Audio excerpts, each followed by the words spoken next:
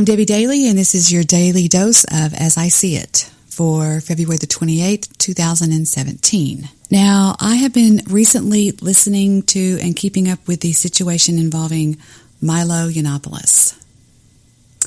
And it's been bothering me to a certain extent in that I believe that on the internet, when people talk, be it podcasting, whatever it is you do, you may do a video blog, that people are so sheepish and so following the crowd and just sheep, I guess you could say, that they will jump on anything that most of the people are doing because that's the only thing they know to do. People refuse to stand out in the crowd. They refuse to be their own person. They refuse to think their own thoughts. And I don't believe that.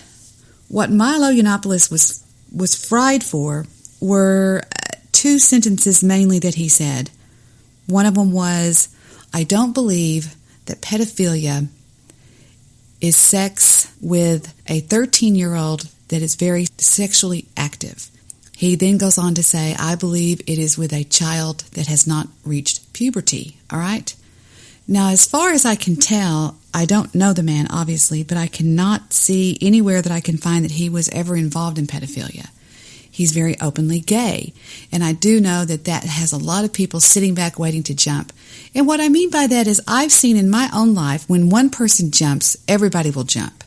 Because even if they don't want to, they're just going to jump because they don't want to be considered different.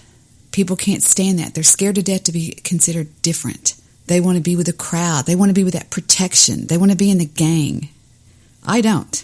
Having said that, I took this one step further, and I said to myself that I almost felt sorry for Milo, and I'll tell you why.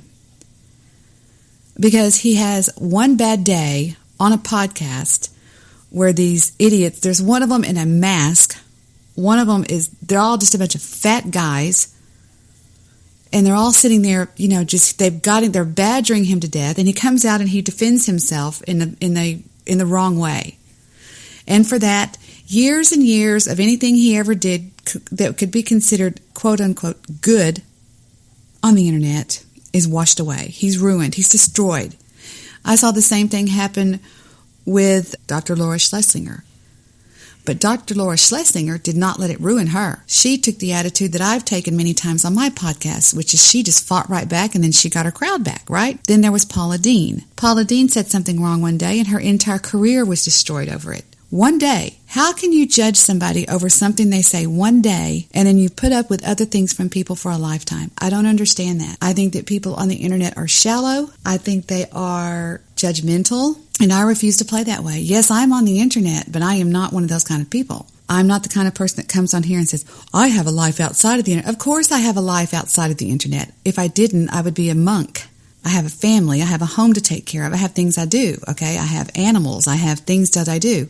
So I'm not the kind of person that likes to come on here like some people I know and talk about how they have a life outside of the internet. I would hope you do, or God help you. But here's my point. When it comes to judging somebody that hard, judge somebody like Bill Cosby, okay? It was proven that Bill Cosby time after time after time after time had drugged young women and had sex with them. That was proven, okay, by the voices of the women that came forward. Or you could judge somebody like just anybody that does something over.